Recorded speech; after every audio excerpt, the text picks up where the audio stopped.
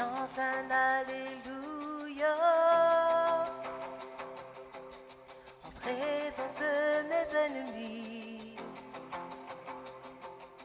Je chante un alléluia plus fort que l'incrédulité. Je chante un alléluia. Mon âme est une mélodie.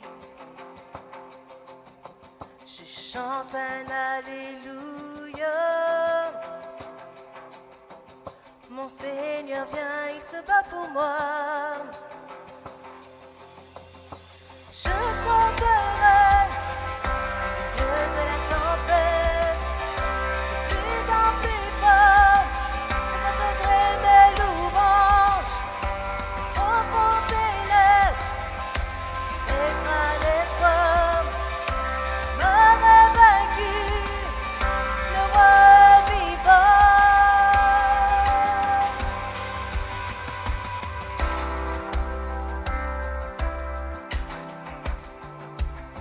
Je chante un alléluia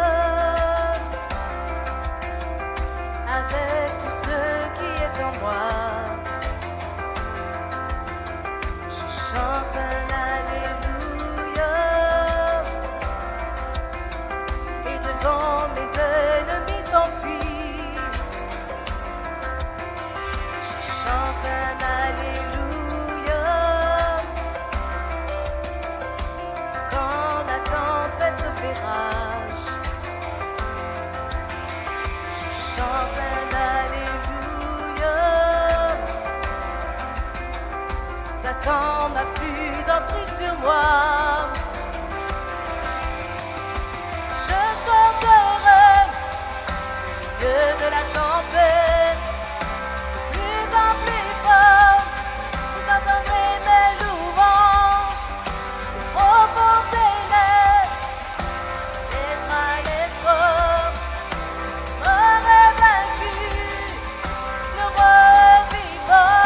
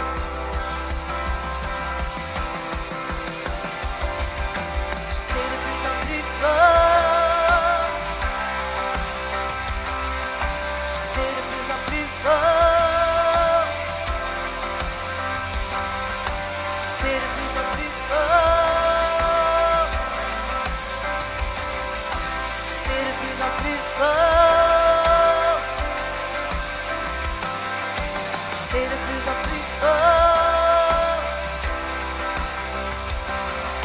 chanter de plus en plus fort,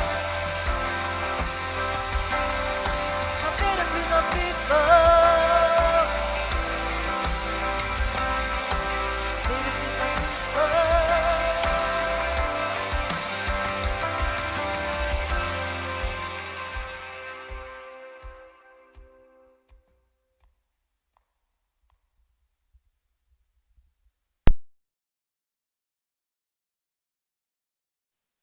Encore un plaisir ce matin de vous saluer, de vous dire bonjour, ainsi que de pouvoir partager la parole de Dieu avec vous.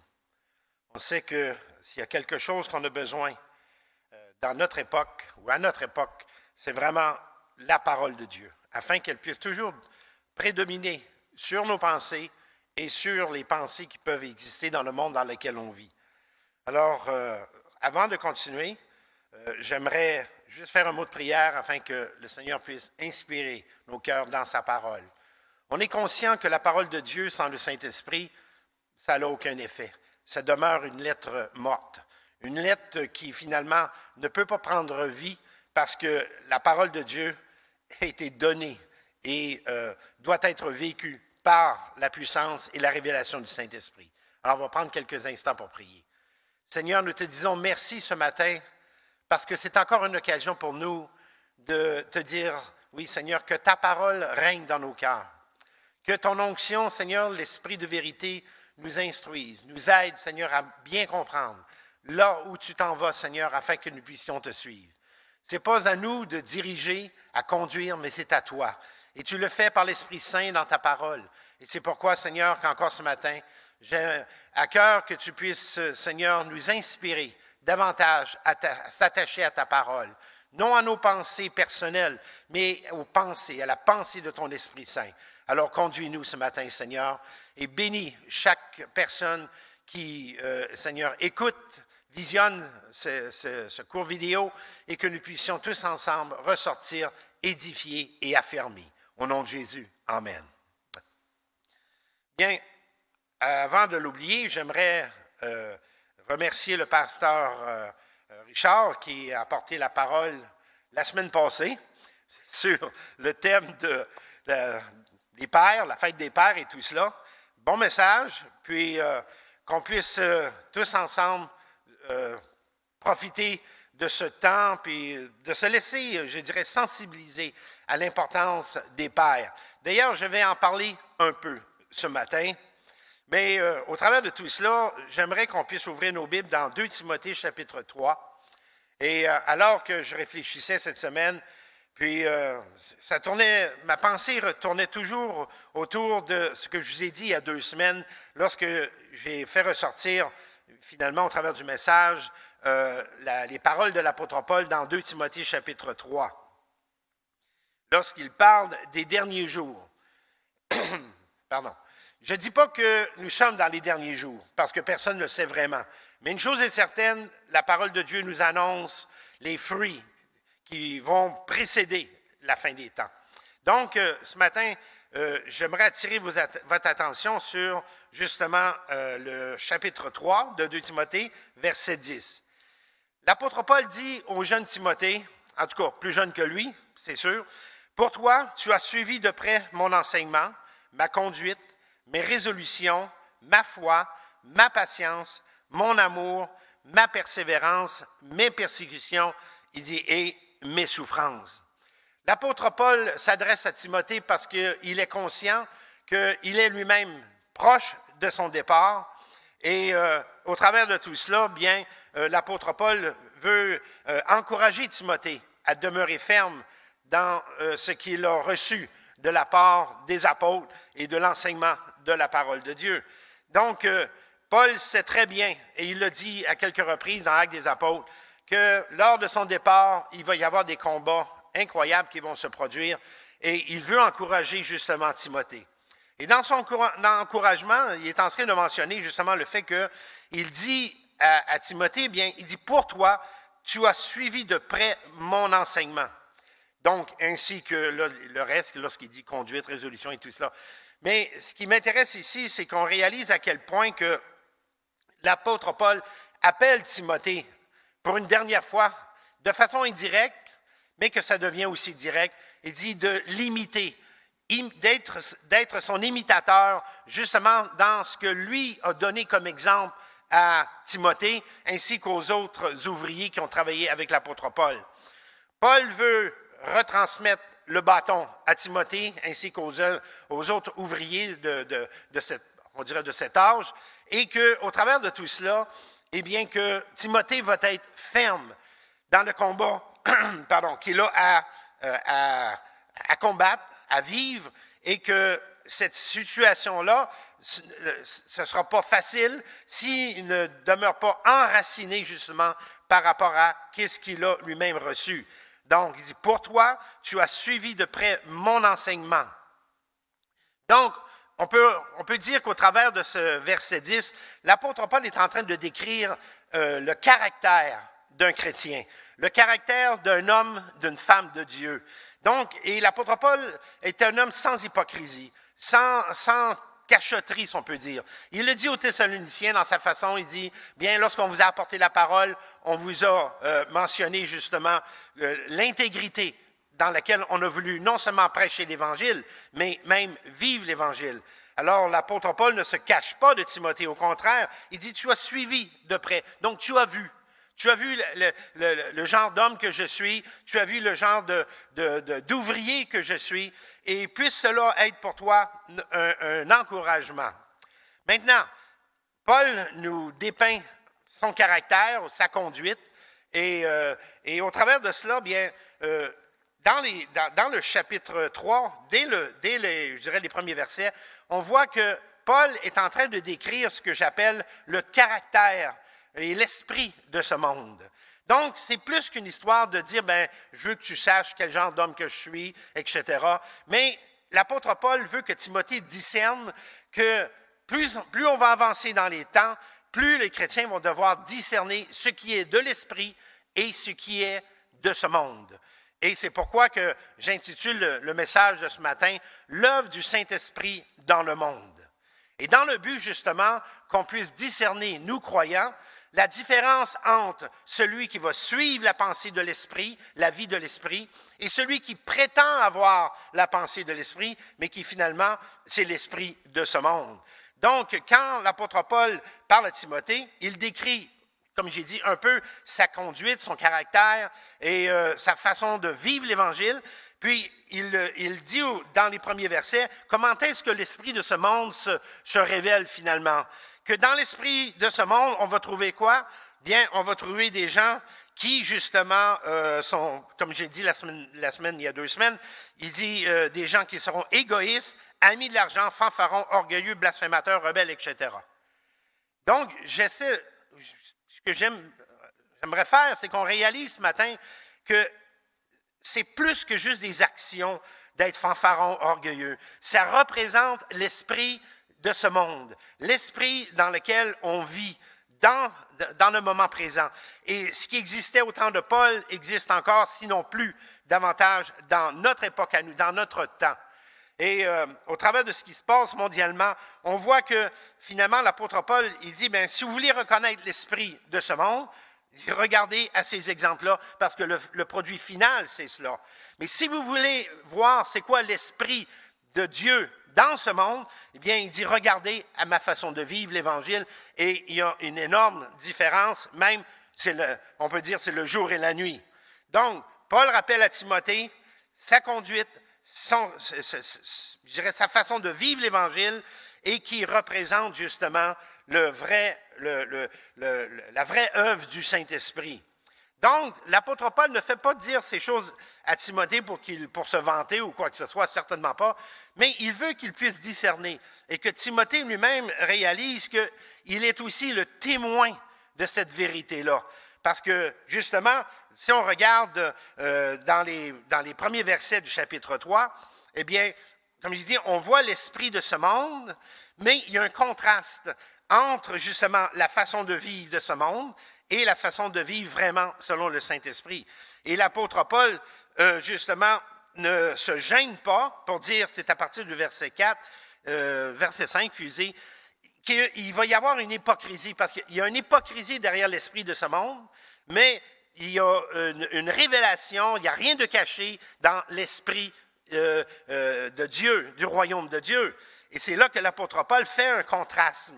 Il y a un contraste dans le caractère, un caractère qui est illuminé par le Saint-Esprit et qui est un caractère qui peut être approuvé, qui peut être scellé du Saint-Esprit, tandis que l'esprit de ce monde, c'est ce qui est étonnant, ne se cache pas et même essaie de prétendre que c'est eux ou cette façon de vivre qui est vraiment la piété, la vraie piété. Alors l'apôtre Paul de dire au verset 5, « Ils garderont la forme extérieure de la piété, mais ils en renieront la puissance. » Alors il dit, éloigne-toi de ces gens-là qui finalement, ils prêchent l'Évangile, ils ont un semblant de vouloir vivre l'Évangile, mais leur conduite, leur cœur, leur façon d'agir ne représente pas le Saint-Esprit. Leur façon d'agir représente l'esprit de ce monde, un esprit d'hypocrisie, de mensonge, et un esprit qui finalement prétend à une certaine piété, mais qui finalement ne l'est pas. La vraie piété, on parle de révérence, de respect, on parle de sainteté, tandis qu'on voit que le contraste entre ce que Paul dit, être et vivre par le Saint-Esprit, bien, on voit, c'est un contraste évident que l'esprit de ce monde amène les gens qui sont attachés à cet esprit-là à vivre ces choses-là. Donc, ici, on peut parler de caractère, mais on va plus loin. Comme j'ai dit, c'est important de discerner. Plus en plus, on va voir des choses qui vont être comme séduisantes, qui vont vouloir nous tromper. Et ceux qui sont vraiment habités par l'esprit de Dieu, l'esprit du royaume de Dieu, eh bien, vont être capables de discerner. Ce qui est étonnant, c'est de voir que ceux qui sont sous l'emprise, je dirais, de l'esprit de ce monde, ils ne discernent pas la volonté de Dieu. Et ça me fait penser à une dame aux États-Unis qui anime des talk shows puis des choses semblables. Et elle se dit être chrétienne, mais au travers de tout cela, elle fait tout le contraire, dans ce sens qu'elle dit que Jésus n'est pas le seul chemin. Et ensuite, elle nous présente en pleine vidéo, en pleine TV, eh bien, son gourou avec lequel elle va prier.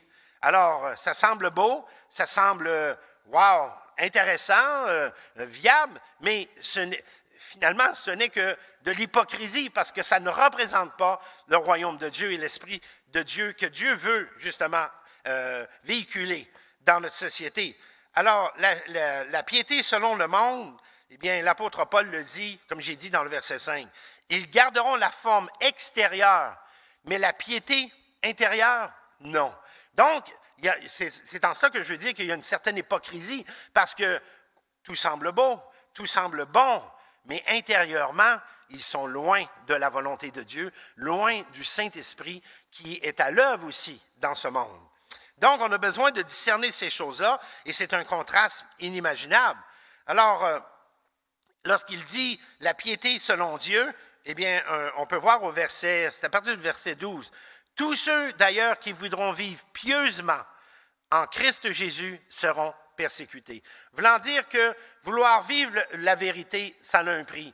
Parce que de plus en plus, on vit dans un monde, justement, où il y a cette réalité-là on a perdu le monde dans lequel on vit, dans l'esprit de ce monde, ils ont perdu l'amour de la vérité. Donc, ils sont prêts à s'attacher à peu près à n'importe quoi. Si vous regardez dans le chapitre 4, verset 3, il dit « Car il viendra un temps où les hommes, il dit, ne supporteront pas la saine doctrine, mais au gré de leurs propres désirs, et il dit, avec la démangeaison d'écouter, ils se donneront maître sur maître. Ils détourneront leurs oreilles de la vérité et se tourneront vers les fables. » Ah, mamma mia. Mais toi, c'est là que Paul parle à Timothée, il dit, bien, rappelle, mais toi, sois sobre en tout, supporte les souffrances, fais l'œuvre d'un évangéliste, remplis bien ton service. Alors, Paul avertit Timothée, oui, il y a une énorme différence entre l'esprit de Dieu et l'esprit de ce monde. Parce que justement, ce qui anime l'esprit de ce monde, c'est que les gens vont de plus en plus avoir la démangeaison, puis une autre version dit, la démangeaison d'entendre des choses qui leur sont agréables Et à cause de cela, ils se donneront une foule de docteurs, il dit, selon leurs désirs. Donc, on s'approche de plus en plus vers une génération qui est attirée et ne veut vivre que pour ses désirs.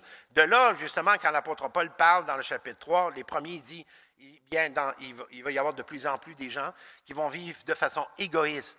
Ils n'auront pas l'impression de vivre égoïste ou de façon égoïste. Ils croient que leur façon de vivre est la vraie façon.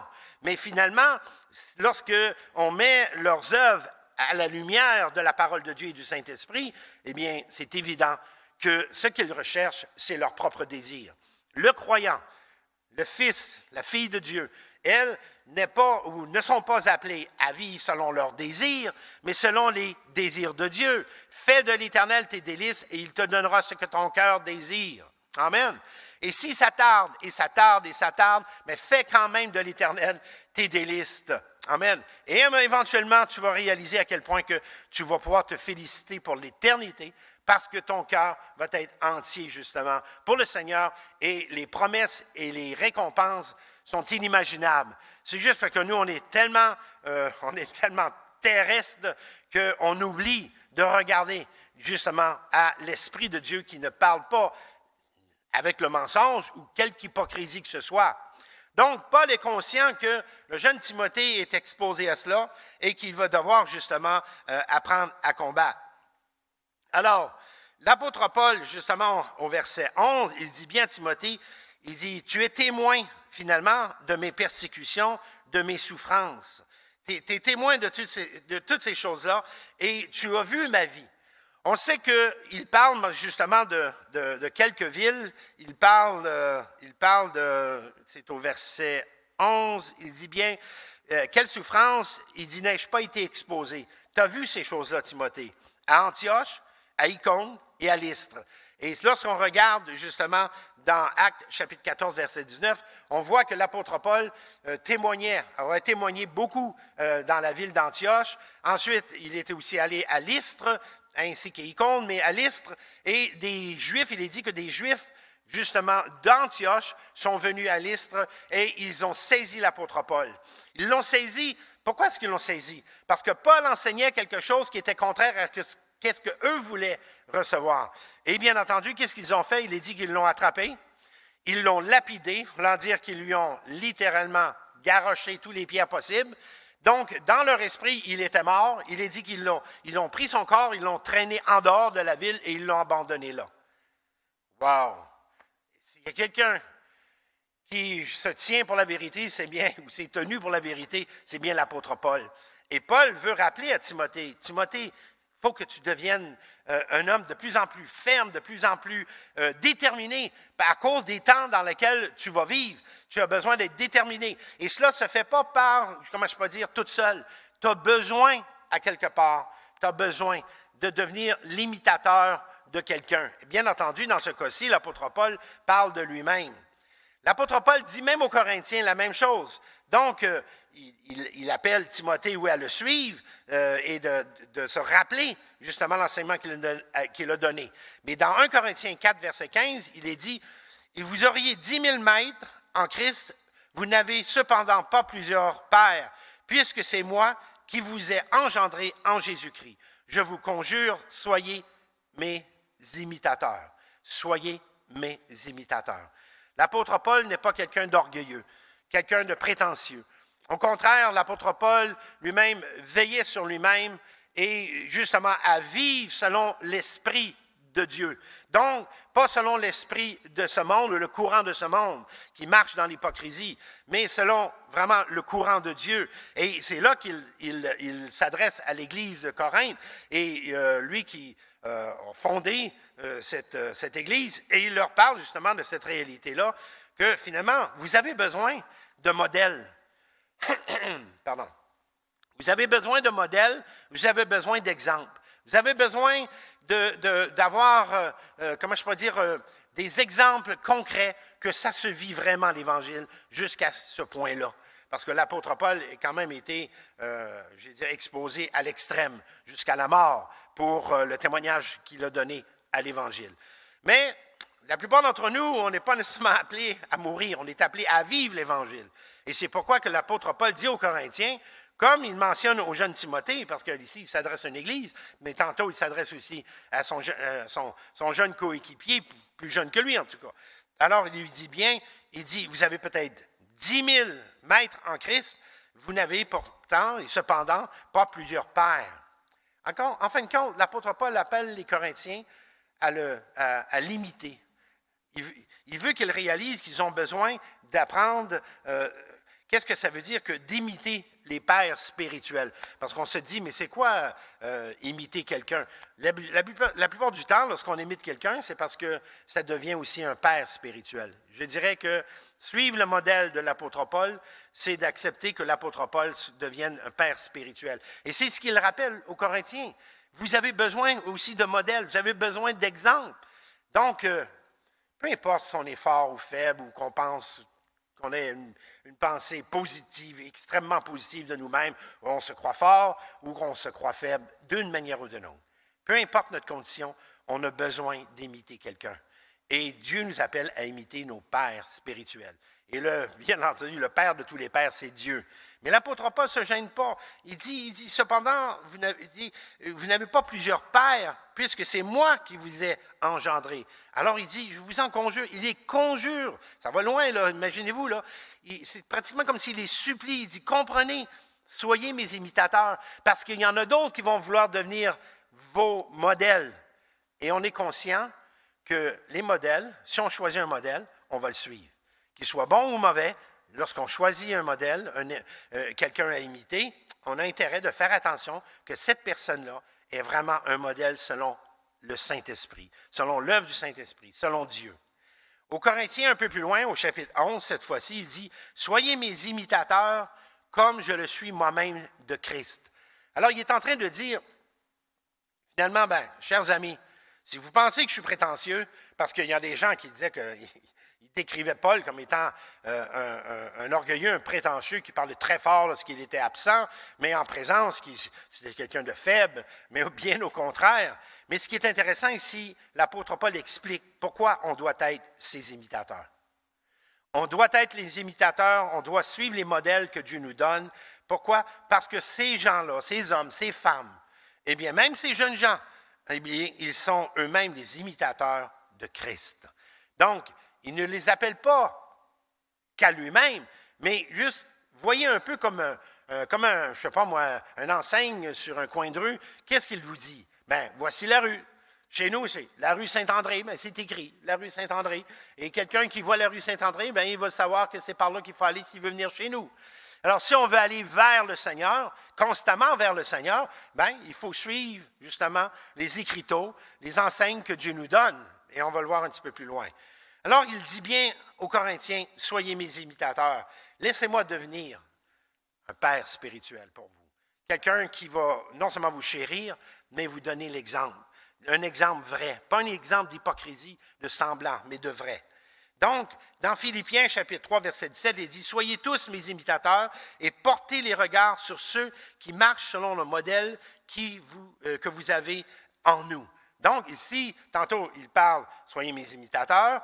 Il dit ensuite, comme je suis moi-même, dans Corinthiens 11, il dit « de Christ ». Et cette fois-ci, il vient de suivre le modèle que vous avez en nous. Il parle au pluriel.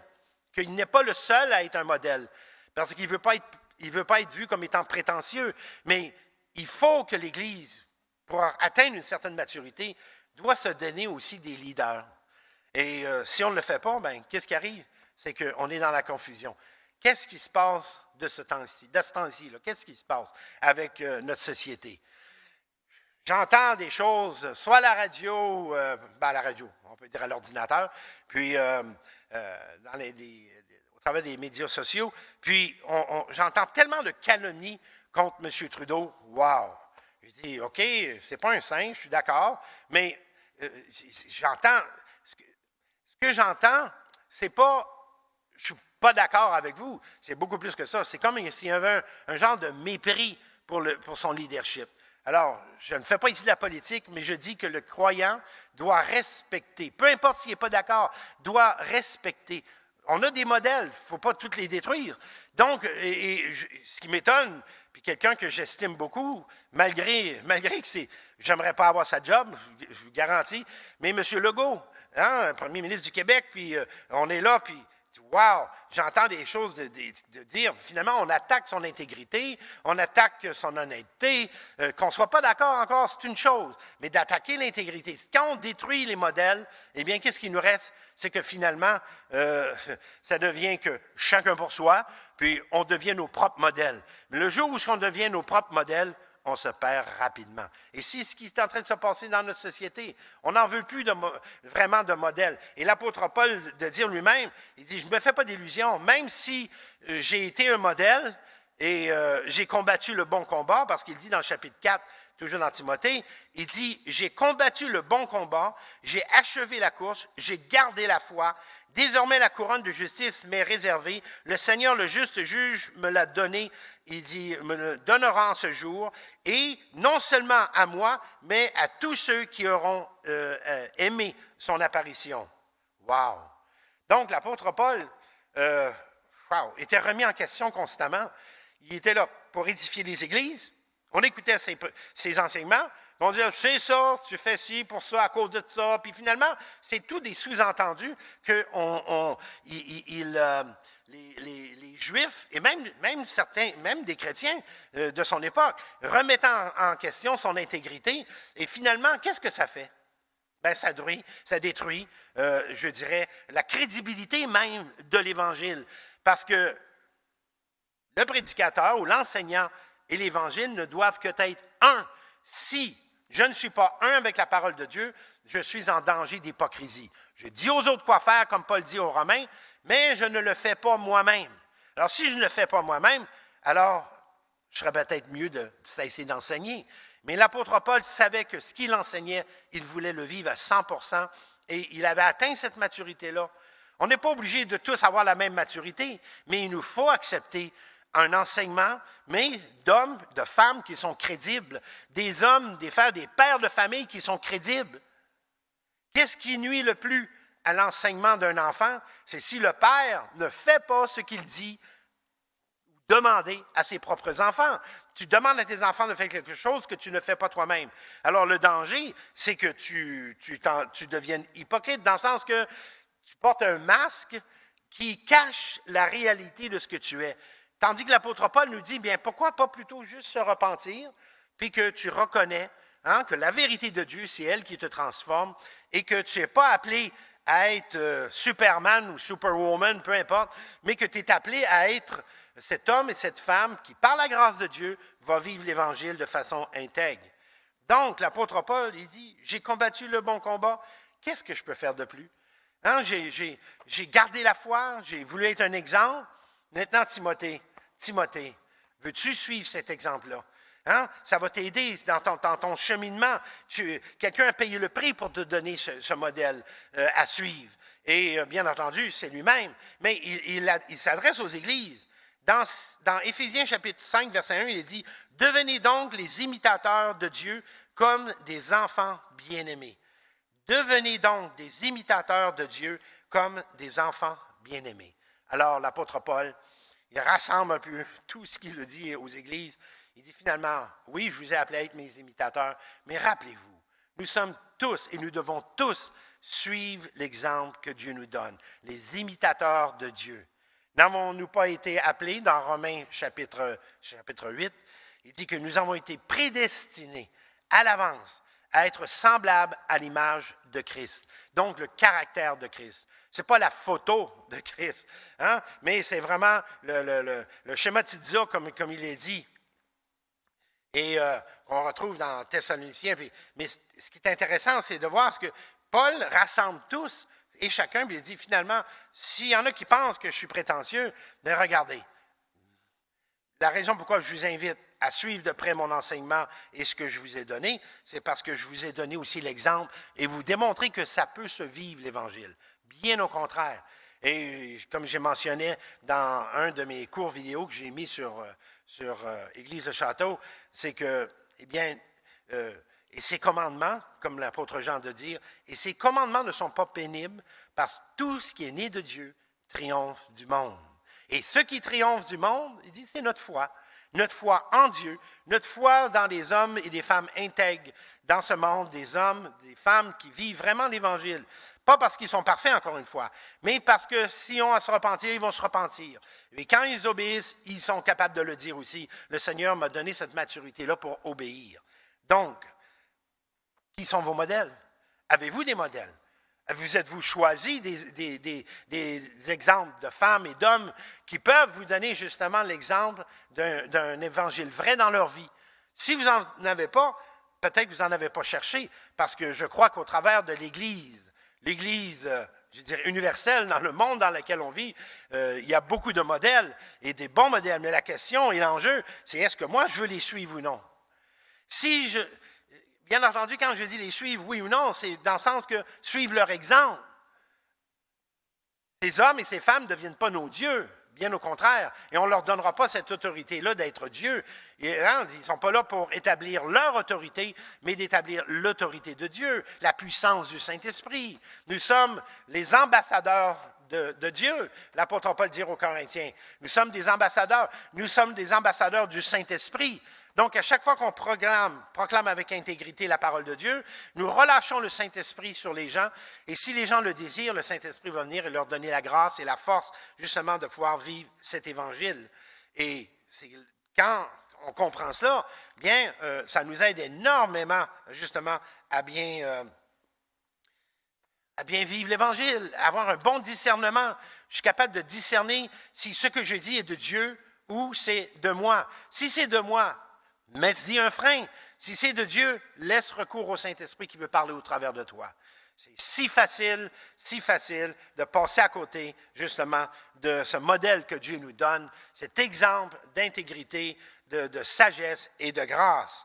D'ailleurs, lorsqu'on regarde, justement, au travers de cette épître de l'apôtre Paul, on voit que Paul exhorte Timothée.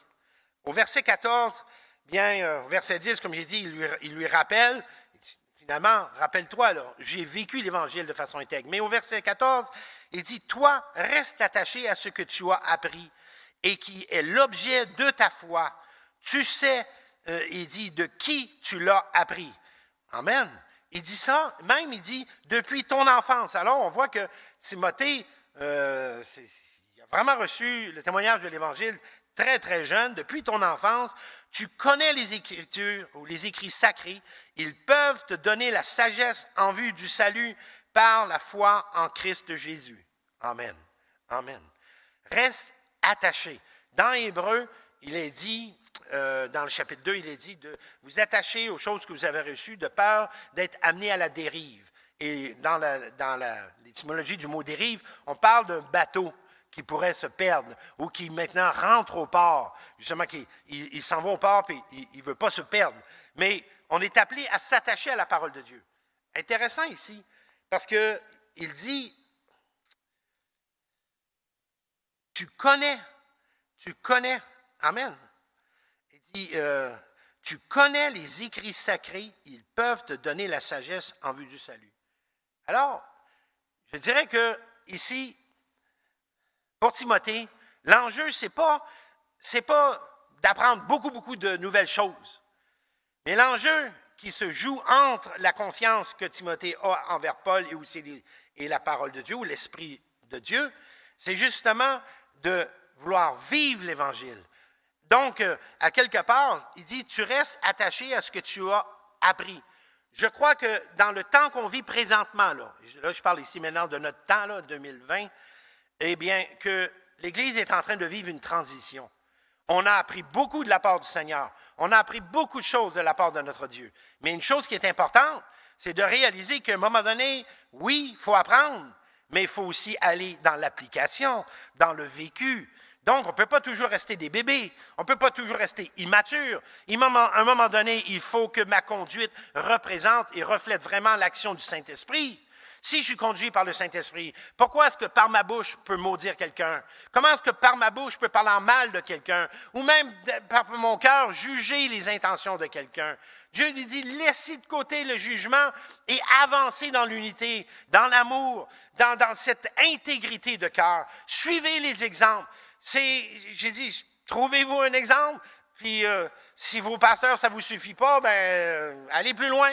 Mais sachez une chose, que je dirais que Richard, ainsi que moi-même, le pasteur Marc et même Denis, qui travaille avec les gens en besoin, ce qu'on appelle les amis du lundi, travaille et veut être intègre. On veut être honnête, on veut donner un exemple. Non, on ne peut pas forcer personne à suivre l'exemple qu'on donne. Alors, quand je manifeste mon zèle pour l'Église de Dieu, ce que j'espère comme pasteur, c'est que l'Église puisse aussi manifester son zèle pour l'Église de Dieu. Parce que la question que je me pose, si moi je manifeste mon zèle, mais qu'on n'en prend pas exemple, ça veut dire que, où est le zèle? Il n'y en a pas de zèle, il n'y en a pas, il n'y a pas d'animation, il n'y a pas cette flamèche. Vous savez, c'est beau avoir un beau gros moteur, c'est beau avoir un contenant d'essence, qu'on appelle la tank, là, le réservoir, là, mais entre le moteur puis, je dirais, le contenant d'essence, sur le moteur, en tout cas, je vais vous parler d'un petit moteur bien simple, un petit moteur de tondeuse, il y a ce qu'on appelle une bougie. Et cette bougie-là, c'est elle qui fait qu'elle fait juste une petite flamèche et elle enflamme l'essence qui s'en va sur le piston et qui le fait bouger.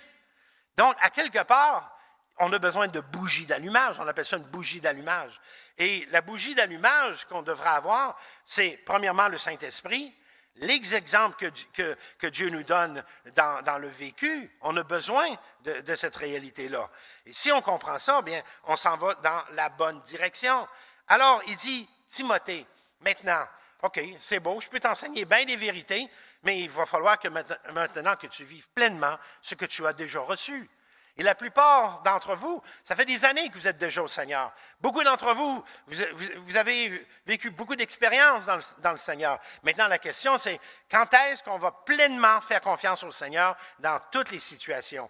Et si on manque dans certaines situations, on n'a qu'à faire appel à ce qu'on appelle, amen, la repentance, dire, Seigneur, j'ai manqué mon coup, mais je me relève, amen. Donc, ce n'est pas le nombre de fois que tu tombes qui compte, mais c'est que tu te relèves toujours, que tu réalises que ton Dieu t'aime et ton Dieu veut que tu te relèves, amen. Dieu sait de quoi nous sommes faits, mais on ne doit pas se laisser emporter par le découragement ou par les mensonges, l'hypocrisie ou la fausse piété. Gardons ce modèle pur que nous donne le Saint-Esprit de l'Évangile.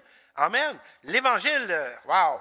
Comme je disais à un moment donné, il y a quelqu'un que je connaissais qui me disait que l'Évangile, il dit, c'est pas vraiment la vraie façon, il dit, j'y crois plus. Il dit, je ne crois pas à l'Évangile. Mais je dis, voyons. Je dis, OK, le jour où tu me trouveras quelque chose de plus intelligent, de plus brillant que l'Évangile, à vivre avec moi et ma femme, mes enfants, alors j'embrasserai ce que tu me dis. J'ai promis. Mais j'étais certain, et plus que jamais je le suis, c'est qu'il n'y en a pas d'autre évangile. Il n'y a aucun autre enseignement de la parole, enseignement qui peut accoter d'aucune façon la parole de Dieu. La parole de Dieu, c'est la vraie et la seule façon de vivre. Parce que ce ne sont pas seulement que des choses à vivre et faire, mais c'est des choses qu'on mange, on vit, on se nourrit de l'Évangile. Et le Dieu de toute éternité nous garantit que lorsque nous nous attachons à son Évangile, à l'esprit de l'Évangile, eh bien, on va vivre dans la victoire et on va être gagnant. Et effectivement, ça fait des années, mais la personne n'est jamais revenue me voir pour me dire, mais j'ai trouvé quelque chose de meilleur que l'Évangile. Parce qu'il n'y en a pas. Il n'y en a pas. Donc, l'apôtre Paul lui-même, il dit, bien, attache-toi, et fais-en même l'objet de ta foi. Parce que dès ton enfance, tu as appris. Donc, c'est beau, aller à l'école pour apprendre, mais maintenant, tu vas sortir puis tu vas aller dans le vécu de la vie. Et je crois que l'Église, en sortant du confinement, c'est possible même qu'on sorte du confinement puis qu'à un moment donné, ça revient. On entend parler de ce qui se passe en Chine puis on se pose des questions. Mais ce qui est important, c'est de s'attacher à l'Évangile. Peu importe ce que le monde vit, peu importe ce que le monde peut penser, qu'est-ce que toi tu penses? Est-ce que ce que tu penses est vraiment le reflet de l'Esprit de Dieu dans ce monde, présentement? Amen. L'apôtre Paul de dire, Timothée, attache-toi. Amen. Donc, à quelque part, veut dire, reste ferme dans ce que tu as appris. Alors, ça prend combien d'années un chrétien pour s'affermir ou pour s'attacher à la parole? Ben, c'est une question de décision. L'apôtre Paul de dire dans son vécu, puis les traits de caractère qu'il a développés par le Saint-Esprit, il dit, tu as suivi mon enseignement, ma conduite, et ce qui est intéressant, c'est le troisième, mes résolutions. Amen. À quelque part, il faut que j'exprime ce que je veux et que j'y tienne. Bon, ça veut dire qu'aujourd'hui, il dit, Seigneur, je vais marcher dans tes voies, je vais faire ceci. Amen. Donc, ça, je ne suis pas en train de dire que gagner ton salut. Je suis juste en train de dire que je prends des décisions de suivre le Seigneur. Je vais lire ma parole. Je vais être quelqu'un qui va prier. Bon, ben, la résolution, c'est fais-le. Amen. Fais-le. Laisse pas l'ennemi te détourner puis te distraire des résolutions que tu as prises qui étaient bonnes dans le Seigneur. Puis, l'ennemi va vouloir juste simplement te décourager. Donc, si on regarde, l'apôtre Paul vivait des combats. Si on regarde au chapitre 4, verset 6, il dit, car moi, il dit, me voici déjà offert en libation, et le moment de mon départ est approche. J'ai combattu le bon combat. Amen. J'ai achevé la course. Mais est-ce que c'était facile? Oh là là. Verset 3, il dit, car il viendra un temps où les hommes ils ne supporteront pas la saine doctrine, mais au gré de leurs propres désirs, se donneront une foule de docteurs qui vont finalement leur dire ce qu'ils veulent entendre, mais qui n'est pas le reflet de la parole. Et l'apôtre Paul a vécu des moments difficiles. Si vous regardez au chapitre 4, verset 9, eh bien, un certain dénommé Démas, Paul était probablement attaché à cette personne-là, mais il dit, tâche de venir au plus tôt vers moi, car Démas m'a abandonné par amour pour ce siècle présent, et il est parti pour Thessalonique. Démas m'a abandonné par amour pour ce siècle. Eh bien, c'est possible que vous avez vécu avec des gens qui ont marché avec le Seigneur tant de temps ou tant d'années, et qui finalement ont abandonné la foi, et sont simplement partis pour les désirs de ce monde. Mais rappelez-vous que Dieu vous demande, pas de les juger, mais de prier pour eux, afin qu'ils reviennent, parce qu'ils peuvent revenir. Tant, comme on dit, tant que le Christ n'est pas revenu, amen, et tant que les gens sont en vie ou vivants, eh bien, il y a de l'espoir, Dieu peut les ramener à lui. Et c'est pourquoi que Dieu ne nous appelle pas à juger, mais de prier, d'intercéder. Il ne nous appelle pas de parler d'eux en mal. Bien au contraire, il a abandonné la foi, mais je vais redoubler dans mon intercession pour cette personne. Parce qu'il a déjà vécu l'Évangile. Et combien de parents, vous aimeriez que vos enfants puissent revenir à l'Évangile? Eh bien, la meilleure façon de le faire, c'est d'intercéder pour eux. De ne pas devenir amer contre eux, mais de les aimer et de tenir ferme vous-même pour, justement, l'Évangile. Garder, rester leur modèle, même s'ils rejettent le modèle, même s'ils le refusent. Le Seigneur peut les visiter et les ramener à lui. Et je termine justement par une dernière chose qui est le cœur de ce que l'apôtre Paul, justement, veut encourager Timothée à faire. Oui, que tu puisses suivre mon enseignement, suivre ma conduite et tout cela, mais que tu puisses regarder ma vie à la lumière de la parole de Dieu. Et c'est pourquoi qu'il dit bien à Timothée, tu as tout suivi, reste attaché, amen, c'est bon. Mais n'oubliez pas, toute écriture est inspirée de Dieu, utile pour enseigner, convaincre, redresser, éduquer dans la justice, afin que l'homme de Dieu soit adapté et préparé à toute œuvre bonne. Amen. Donc, nous devenons quoi? Les hommes et les femmes, les gens qui veulent vivre pleinement toute Écriture, parce que toute Écriture est inspirée de Dieu. Et l'apôtre Paul de dire, l'esprit de ce monde veut vivre selon leurs propres désirs et leurs pensées, leur façon de vouloir interpréter les Écritures, mais elle n'est pas, et ce n'est pas avec le discernement du Saint-Esprit. Donc, ils se perdent. Tandis que nous savons clairement par le Saint-Esprit que toute Écriture est inspirée du Saint-Esprit, utile, très, très utile. Pourquoi? Ce sont pour l'enseignement, pour les convictions, pour être même de redresser des choses qu'on a pu faire, qui n'étaient pas de Dieu. Donc, on a un guide, on a un modèle. Et je termine avec cette réalité-là, que finalement, le modèle ultime que le Saint-Esprit nous donne, c'est bien entendu plus qu'un homme, c'est la parole de Dieu, les Saintes Écritures. Alors, ma prière, c'est que vous puissiez saisir pleinement cette réalité-là. Le siècle dans lequel nous vivons n'échappe pas à la réalité qu'il y a des gens qui en veulent de Dieu, il y en a d'autres qui n'en veulent pas, et que la façon d'agir que Dieu nous demande, c'est de demeurer un exemple pour les deux. Un exemple d'amour, de respect, de piété selon le cœur de Dieu. Alors Seigneur, je prie et je bénis tes fils et tes filles. Je bénis ta parole à nos cœurs, que nous puissions la vivre pleinement. Ne pas se laisser décourager, mais comme Paul a dit à Timothée, attachez-vous aux choses que vous avez reçues. Oui, Seigneur, ne permets pas que nos cœurs s'éloignent de ta parole, mais au contraire, éclaire-nous. Amen. Alors que le Seigneur vous accompagne et passez une belle semaine. Amen.